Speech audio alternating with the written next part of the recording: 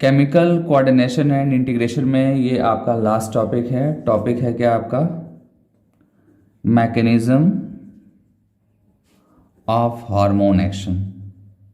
ठीक है, ये लास्ट टॉपिक होगा और इसके बाद एक फ्लो चार्ट है। ठीक है, फ्लो चार्ट में बताऊंगा किसका, कैल्शियम एंड फॉस्फेट का। ठीक है, कैल्शियम और फॉस्फेट जो है ब्लड प्लाज्मा में इनका कॉन्सेंट्रेशन कितना होता है, कैसे ये चेंज होता है और कैसे हार्मोन से इनका रिलेशन है। ठीक है, कैल्शियम और फॉस्फेट का हार्मोन से क्या रिलेशन है, इसके लिए मैं एक सेपरेट फ्लो चार्ट बताऊंगा आपको। बट आज का जो लेक्चर है वो है मैकेनिज्म ऑफ हार्मोन एक्शन। ठीक है, जब इस टॉपिक को आप पढ़ोगे तो सबसे पहले तो इसका इंट्रोडक्शन मैं बताऊंगा आपको। ठीक है, इसका इंट्रोडक्शन होगा और देन उसके बाद से आपको बताऊंगा बायोकेमिकल नेचर ऑफ हार्मोन्स। ठीक है, और उसके बाद से फाइनली आपका मैकेनिज्म स्टार्ट हो जाएगा। ठीक है, मैकेनिज्म स्टार्ट हो जाएगा। ठीक है, तो पहले देखते हैं, जैसा कि यहाँ पे बुक में मेंशन है, आप देखो यहाँ पे hormones produce their effect on target tissues. मतलब कि कहीं से भी हार्मोन अगर प्रोड्यूस हो रहा है, कहीं से भी अगर हार्मोन निकल रहा है, जैसे कि पिट्यूटरी ग्लैंड से हार्मोन निकल रहा है, हाइपोथैलेमस से निकल रहा है, एड्रिनल ग्लैंड से निकल रहा है, कहीं से भी हार्मोन अगर निकल रहा है तो वो कहाँ पे इफेक्ट डालेगा, वो इफेक्ट डालेगा टारगेट टिश्यूज पे। ठीक है, और टारगेट टिश्यूज पे उनके बाइंडिंग साइट होते हैं, बाइंडिंग साइट्स अगर देखा जाए तो यहाँ पे 2 टाइप्स के बाइंडिंग साइट हो सकते हैं। ठीक है, एक हो सकता है सेल के मेम्ब्रेन पे, सेल अगर है, कोई भी टारगेट टिश्यू है तो टिश्यू आप सबको पता है कि tissue made up by cells, और ये सेल आपका है। ठीक है, सेल की मेम्ब्रेन है और मेम्ब्रेन पे क्या है, रिसेप्टर्स हैं। सेल की मेम्ब्रेन पे क्या है, रिसेप्टर्स हैं। ठीक है, और कुछ रिसेप्टर यहाँ होते हैं और कुछ सेल के इनसाइड होते हैं।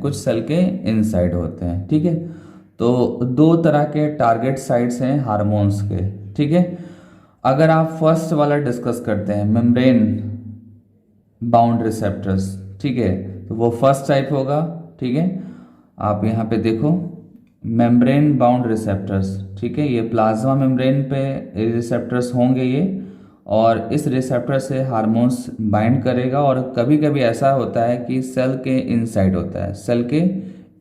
होता है, तो उस रिसेप्टर को हम बोलते हैं इंट्रासेलुलर रिसेप्टर्स। ठीक है, सेल के इनसाइड अगर टारगेट रिसेप्टर्स, तो वो रिसेप्टर क्या बोलेंगे, उसको इंट्रासेलुलर रिसेप्टर्स। ठीक है, और इंट्रासेलुलर में मेनली जो रिसेप्टर्स होते हैं वो न्यूक्लियस के इनसाइड होते हैं, न्यूक्लियस के अंदर होंगे, तो इसलिए उनको हम क्या बोलेंगे, न्यूक्लियर रिसेप्टर्स बोलेंगे। और इंट्रासेलुलर रिसेप्टर्स में मोस्टली जो होते हैं वो न्यूक्लियर रिसेप्टर्स ही होते हैं। ठीक है, इंट्रासेलुलर रिसेप्टर्स में मोस्टली जो होते हैं वो न्यूक्लियर रिसेप्टर्स होते हैं। ठीक है, जो कि न्यूक्लियस के अंदर होंगे, और ये चीज़ मैं आपको डायग्राम में बना के बताऊँगा। ठीक है, तो अभी आपको परेशान होने की जरूरत नहीं है, एक बार पूरे सेंटेंस को देखते हैं। Hormones produce their effect on target tissue by binding to specific protein called hormone receptors located in the target tissues only. Hormone receptors present on the cell membrane of target cells are called membrane bound receptors, and the receptors present inside the target cells are called intracellular receptors. ठीक है, mostly nuclear receptors present in the nucleus. ठीक है, तो ये line आपको ध्यान देके पढ़नी होगी। ठीक है, एक बार डायग्राम में इसको शो कर देता हूँ। ये जो दिख रहा है डायग्राम, ठीक है, इस डायग्राम में ये जो ब्लू कलर का जो बॉक्स बना रखा है, ये है हार्मोन और ये है आपका रिसेप्टर्स। ठीक है, इस रिसेप्टर को हम क्या बोलेंगे, मेम्ब्रेन बाउंड रिसेप्टर्स बोलेंगे इसको। ठीक है, और यहाँ पे भी रिसेप्टर है, ये रिसेप्टर है, तो ये आपका क्या है, न्यूक्लियर रिसेप्टर्स है, और nuclear receptor is a type of intracellular receptors. ठीक है, ये न्यूक्लियस है ना, तो न्यूक्लियस के अंदर है, तो इसको हम क्या बोलेंगे, nuclear receptors, and nuclear receptor is a type of intracellular receptors. ठीक है, तो ये 2 टाइप्स के रिसेप्टर्स हैं जो 2 अलग अलग उनकी पोजीशन है, इनकी 2 डिफरेंट पोजीशंस हैं। ठीक है, अब आते हैं बायोकेमिकल नेचर। आप देखो यहाँ पे हार्मोन्स में भी classified into 4 categories on the basis of chemical nature. ठीक है, अगर केमिकल नेचर के बेसिस पर डिस्कस करें तो हार्मोन्स की यहाँ पे 4 कैटेगरी है। फर्स्ट जो कैटेगरी है वो है अमीनो एसिड डेरिवेटिव्स। ठीक है, सेकेंड जो है वो है आइडोथायरोनिन, थर्ड है आपका प्रोटीन पेप्टाइड पॉलीपेप्टाइड हार्मोन्स और स्टेरॉयड हार्मोन्स। ठीक है, इनको मैं 1 बाय 1 डिस्कस करता हूँ। ठीक है, एक बार आप देख लो यहाँ पे मैंने सेकंड क्या बताया था आपको, आइडोथायरोनिन बताया था, थर्ड है आपका प्रोटीन पेप्टाइड पॉलीपेप्टाइड हार्मोन्स और फोर्थ आपका क्या है, स्टेरॉयड हार्मोन्स। ठीक है, तो ये लिस्ट मैंने सिंपली बताया, अब डिटेल में करने वाला हूँ। ठीक है, डिटेल में जब आएंगे तो सबसे पहले आपको मिलेगा, फर्स्ट देखते हैं। फर्स्ट यहाँ पे हार्मोन जो है वो है अमीनो एसिड डेरिवेटिव हार्मोन्स। ठीक है, यहाँ पे जो हार्मोन है वो अमीनो एसिड का डेरिवेटिव है। ठीक है, तो हार्मोन कौन सा है, एपिनेफ्रिन और नॉरएपिनेफ्रिन। ठीक है, एपिनेफ्रिन एंड नॉरएपिनेफ्रिन्स। ठीक है, जिसका सेकेंड नेम होता है एड्रेनिन और नॉरएड्रेनिन रिस्पेक्टिवली। ठीक है, और ये दोनों जो हार्मोन्स हैं ये हार्मोन्स जो हैं अमीनो एसिड के डेरिवेटिव हैं। ठीक है, अमीनो एसिड के डेरिवेटिव हैं। ठीक है, और कौन से अमीनो एसिड के डेरिवेटिव हैं, ये टायरोसिन। ठीक है, टायरोसिन अमीनो एसिड की डेरिवेटिव है। एक और यहाँ पे हार्मोन है वो है थायरॉक्सिन। ठीक है, thyroxines produce from the thyroid gland. ठीक है, थायराइड ग्लैंड से ये प्रोड्यूस होते हैं और ये भी जो है टायरोसिन अमीनो एसिड के डेरिवेटिव हैं। ठीक है, वो कहने का मतलब यह है कि एपिनेफ्रिन नॉरएपिनेफ्रिन्स और thyroxine these are the derivative of tyrosine amino acid. ठीक है, देन सेकंड आते हैं। सेकंड यहाँ पे आप देखो आइडोथायरोनिन। ठीक है, थायराइड हार्मोन्स को बोलते हैं और यहाँ पे थायराइड हार्मोन्स जो है वो टायरोसिन अमीनो एसिड का डेरिवेटिव है। इसके साथ साथ उस पर आयोडीन अटैच होते हैं। ठीक है, जब 3 आयोडीन मॉलिक्यूल्स अटैच होते हैं तो T3 हार्मोन बोलते हैं और जब 4 आयोडीन मॉलिक्यूल्स अटैच होते हैं तो T4 हार्मोन बोलते हैं। ठीक है, देन नेक्स्ट है आपका प्रोटीन पेप्टाइड पॉलीपेप्टाइड हार्मोन्स। यहाँ पे आपको ये बताना है कि कुछ ऐसे हार्मोन हैं जो प्रोटीन नेचर के होते हैं और आप सबको पता है कि प्रोटीन जो है वो अमीनो एसिड का पॉलीमर होता है और उसमें बहुत सारे चेन्स होते हैं, बहुत सारे पॉलीपेप्टाइड चेन्स जो है एक साथ वो क्या होते हैं, बाउंडेड होते हैं और वो प्रोटीन होते हैं। और वो प्रोटीन जो है यहाँ पे जो प्रोटीन है वो एक्चुअली क्या है, हार्मोन है। ठीक है, देन सेकेंड आपका क्या है, पेप्टाइड। तो पेप्टाइड मैंने बायोमॉलिक्यूल्स में बताया था कि पेप्टाइड्स जो हैं वो अमीनो एसिड के क्या होते हैं, वो चेन होते हैं या पॉलीमर होते हैं। अमीनो एसिड के वो पॉलीमर होते हैं, तो इस तरीके से अमीनो एसिड के पॉलीमर होंगे। इसको आप क्या बोल सकते हैं, इसको आप पेप्टाइड बोल सकते हैं। ठीक है, देन पॉलीपेप्टाइड हार्मोन्स वो भी ऑलमोस्ट वही है but as compare to peptide ये लार्ज होता है। ठीक है, ये लार्ज होगा। ठीक है, अब आते हैं यहाँ पे एग्जाम्पल्स देखते हैं। एग्जाम्पल्स क्या है, the somatotropic thyrotropic gonadotropic hormones insulin glucagon parathormone human chorionic gonadotropin human chorionic somatotropin. ठीक है, रिलैक्सिन वैसोप्रेसिन एंड ऑक्सीटोसिन। ठीक है, ये सारे के सारे क्या हैं, ये आपके वो हार्मोन हैं जो प्रोटीन नेचर के हैं या पेप्टाइड नेचर के हैं या पॉलीपेप्टाइड नेचर के हैं। ठीक है, देन लास्ट में क्या है, स्टेरॉयड हार्मोन्स। तो स्टेरॉयड हार्मोन्स में बता दूं, ये स्टेरॉयड का मतलब हो गया कि ये लिपिड का डेरिवेटिव है। ये लिपिड का डेरिवेटिव है, मतलब लिपिड से ये फॉर्म हुआ है। ठीक है, और लिपिड से फॉर्म जो भी हार्मोन्स होते हैं उनको हम क्या बोलते हैं, स्टेरॉयड हार्मोन्स बोलते हैं। और steroid hormones produce from the adrenal cortex. आप सबको पता है कि adrenal cortex is a peripheral part of adrenal glands, testis ovaries. ठीक है, ये भी क्या है आपके ये दोनों गोनोड्स हैं। गोनोड्स मतलब कि आपके जो प्राइमरी सेक्स ऑर्गन होता है वो टेस्टिस और ओवरी होता है और वहाँ से भी आपके स्टेरॉयड हार्मोन्स प्रोड्यूस होते हैं। ठीक है, तो यहाँ पे कुछ हार्मोन्स मेंशन है जिसको आप एज इट इज़ नोट कर लेंगे। ठीक है, इसको आप एज इट इज़ नोट कर लेंगे। ठीक है, अब आते हैं आपके सामने स्क्रीन पे ये मैकेनिज्म दिख रहा होगा, इसको थोड़ा सा मैं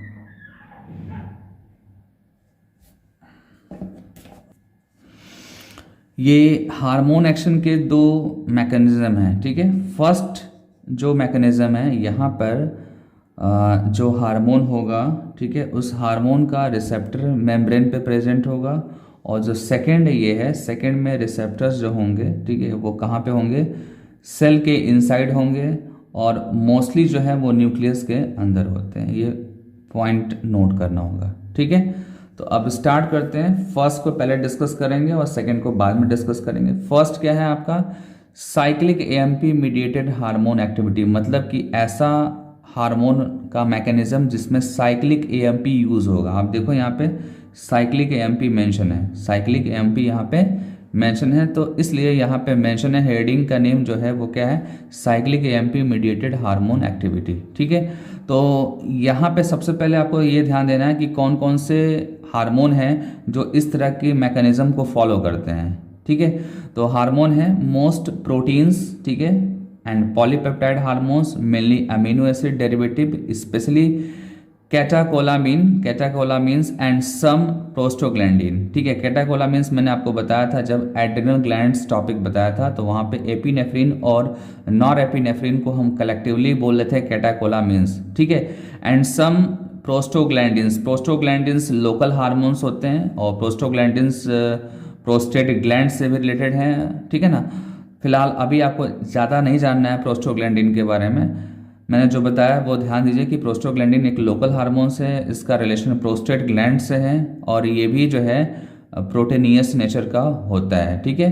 क्योंकि जो प्रोटीनियस नेचर के हार्मोन्स होते हैं वो इस मैकेनिज्म को फॉलो करते हैं, ठीक है।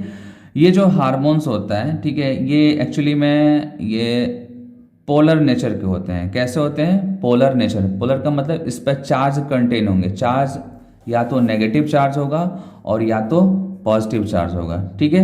एज वेल एज ये लार्ज साइज के होंगे, एज वेल एज ये लार्ज साइज के होंगे, ठीक है। आप देखो यहाँ पे because of their large size, ठीक है, और साथ ही साथ इसमें क्या है, चार्जेस हैं, नेगेटिव या पॉजिटिव चार्जेस हैं, जिसके वजह से ये हार्मोन सेल के अंदर इंटर नहीं कर पाता है। ये सेल के बाहर रहकर क्या करेगा, ये अपना वर्क परफॉर्म करेगा with the help of secondary messenger, ठीक है। एक्चुअली ये जो हार्मोन्स यहाँ पे है ये क्या है, फर्स्ट मैसेंजर है, ठीक है, फर्स्ट मैसेंजर है, ठीक है ना। और ये फर्स्ट मैसेंजर रिसेप्टर से बाइंड करके और फिर अपना रिस्पांस शुरू करता है, और जब रिस्पांस शुरू करता है तो उस रिस्पांस को आगे प्रोपेगेट कौन कराता है, उस रिस्पांस को आगे प्रोपेगेट कराता है सेकेंड मैसेंजर, ठीक है। सेकेंड मैसेंजर के हेल्प से ये हार्मोन जो है अपना जो मेन टारगेट जो उसका फंक्शन है वो परफॉर्म करता है, मेन जो उसका टारगेट फंक्शन है वो परफॉर्म करता है। आप देखो यहाँ पे they act as a first messenger and exert their effect by combining with the specific fixed receptor sites over outer surface of the cell membrane, thereby activating enzyme adenyl cyclase on the inner surface of membrane, ठीक है। मतलब कि जैसे ही ये आपका hormone जो first messenger है ये मेम्ब्रेन बाउंड रिसेप्टर से बाइंड करता है, तो उसके बाद उसका इफेक्ट कहाँ पे पड़ता है, उसका इफेक्ट पड़ता है एडेनाइल साइक्लेज, और एडेनाइल साइक्लेज कहाँ पे है, inner membrane of plasma membrane, inner surface of plasma membrane, inner surface of plasma membrane, ठीक है। तो यहाँ पे होगा देन क्या होगा, hormones which interact with membrane bound receptors normally do not enter the target cells, ठीक है। ये नॉर्मली ये इंटर नहीं करते हैं, बट इंटर नहीं करेंगे तो फिर वो अपना वर्क कैसे परफॉर्म करेंगे, ठीक है। मैं ये पूछ रहा हूँ कि अगर कोई भी हार्मोन इंटर नहीं करेगा तो वो कैसे अपना वर्क परफॉर्म करेगा, तो उसके लिए एक हेल्प करने वाला अदर मैसेंजर है जिसको सेकंड मैसेंजर बोलते हैं। इसको आप अच्छे से लर्न कर लेना। सेकंड मैसेंजर में एग्जांपल्स आपके लिए मेन है, ये नीट में आएगा आपका। Cyclic AMP is a second messenger, IP3 is a another second messenger, and last में है क्या, कैल्शियम। तो ये सारे के सारे क्या है, सेकंड मैसेंजर है, जिसमें IP3 जो है वो इसका फुल फॉर्म NCERT में मेंशन नहीं है, इवन अदर बुक में भी मेंशन नहीं है। इसका फुल फॉर्म होगा आइनोसिटॉल 3 फॉस्फेट, आइनोसिटॉल 3 फॉस्फेट इसका फुल फॉर्म है, ठीक है। तो ये जो भी यहाँ पे सेकंड मैसेंजर है, इनका हेल्प लेकर जो है ये जो हार्मोन है अपना अल्टीमेट जो गोल है वो कंप्लीट करेगा, ठीक है। और गोल क्या है, ओवरियन ग्रोथ, ठीक है ना, ओवेरियन ग्रोथ में जो भी फिजियोलॉजिकल रिस्पॉन्सेज होते हैं उसके लिए ये हार्मोन यूज हो जाएगा। ठीक है, तो इस तरीके से ये जो आपका है हार्मोन एक्शन फर्स्ट वाला पार्ट, ठीक है, ये कंप्लीट हो गया। यहाँ पे ध्यान क्या देना है कि यहाँ पे जो भी हार्मोन्स होंगे वो प्रोटीन नेचर वाले होंगे या पॉलीपेप्टाइड नेचर वाले होंगे या अमीनो एसिड के डेरिवेटिव वाले होंगे। ठीक है, जिन पे चार्जेस होते हैं, जिनकी साइज बिग होती है, वो इंटर नहीं कर सकते हैं सेल के अंदर, वो बाहर सेल के बाहर रहकर वो अपना वर्क परफॉर्म करेंगे। ठीक है, और किसके हेल्प से करेंगे? सेकेंड मैसेंजर के हेल्प से करेंगे। जैसे कि सपोज दैट आप अगर किसी जगह पे जाते हो, अगर आपको वहाँ पे एंट्री नहीं मिलती है और आपको अपना वर्क परफॉर्म करना है, ठीक है, जैसे कि सपोज दैट कि ये एक स्कूल है और स्कूल के गेट पे आप पहुँच गए, ये गेट है स्कूल का, ठीक है, और गेट पे पहुँच गए और अगर आपको अपने यंगर ब्रदर या सिस्टर को टिफ़िन देना है, आपको टिफ़िन अगर देना है आपको, तो टिफ़िन आप अंदर तो जा नहीं सकते, तो टिफ़िन कौन देगा? यहाँ पे जो गार्ड बैठा होगा वो गार्ड क्या करेगा, उस टिफ़िन को आपसे लेकर और उस स्टूडेंट को, आपके जो यंगर ब्रदर है उसको वहाँ पे दे देगा। ठीक है, तो सेम यहाँ पे भी वही है कि जो हार्मोन है, ठीक है, वो आकर रिसेप्टर पर बाइंड कर रहा है, बट वो अंदर नहीं जा रहा है, वो आगे का जो उसका गोल है, उसका जो मेन फंक्शन है, उसके लिए वो सेकेंड मैसेंजर को यूज कर रहा है। ठीक है, और ऐसा यहाँ पे नहीं होता है। यहाँ पे क्या होता है कि हार्मोन्स डायरेक्टली इंटर करता है। ठीक है, मोस्टली केसेस में इस हार्मोन का जो टारगेट साइट होता है वो न्यूक्लियस के इनसाइड होता है। ठीक है, और ऐसे रिसेप्टर्स को आप क्या बोलेंगे? न्यूक्लियर रिसेप्टर्स बोलेंगे। क्या बोलेंगे? न्यूक्लियर रिसेप्टर बोलेंगे। और जो न्यूक्लियस के बाहर जो होगा, ठीक है, न्यूक्लियस को जो बाहर होगा वो रिसेप्टर्स जो होगा वो भी इंट्रासेलुलर रिसेप्टर होगा, बट वो न्यूक्लियस के बाहर वाला होगा। जो न्यूक्लियस के अंदर होगा वो न्यूक्लियर रिसेप्टर होगा।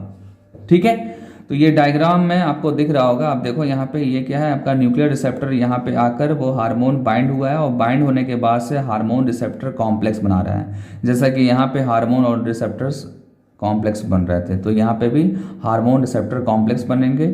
और उसके बाद से होगा क्या कि ये जो है इफेक्ट डालेगा डीएनए पे या जेनेटिक मटेरियल पे अपना इफेक्ट डालेगा, और उसके अकॉर्डिंग जेनेटिक मटेरियल क्या करेंगे? ये एक्सप्रेस करेंगे। क्या करेंगे? एक्सप्रेस करेंगे। और जब एक्सप्रेस करते हैं कोई भी जीन या डीएनए, ये यहाँ पे लिखा है जीन, ठीक है, कोई भी जीनोम है, ठीक है, जीनोम, जीन, डीएनए, ठीक है। अभी इस केस में आप कुछ भी बोल सकते हैं, आप डीएनए भी बोल सकते हैं, आप जीन भी बोल सकते हैं और जीनोम भी बोल सकते हैं। ठीक है, जीनोम एक बड़ा यूनिट है, ठीक है, डीएनए एक छोटा यूनिट है और जीन भी उससे भी छोटा यूनिट है। तो ये जो भी आपका डीएनए है, ये डीएनए क्या करेगा? पहले तो ट्रांसक्राइब वो करेगा। क्या होगा? ट्रांसक्राइब करेगा। ट्रांसक्राइब करने के बाद से, ठीक है, आपको मैं लिख देता हूँ, पहले क्या करेगा? वो ट्रांसक्राइब करेगा। ट्रांसक्राइब करने के बाद वो क्या बनाएगा? एमआरएनए बनाएगा, देन ट्रांसलेट करेगा। क्या करेगा? ट्रांसलेट करेगा। ट्रांसलेट करेगा और ट्रांसलेट करने के बाद से क्या होता है? प्रोटीन का फॉर्मेशन करेगा।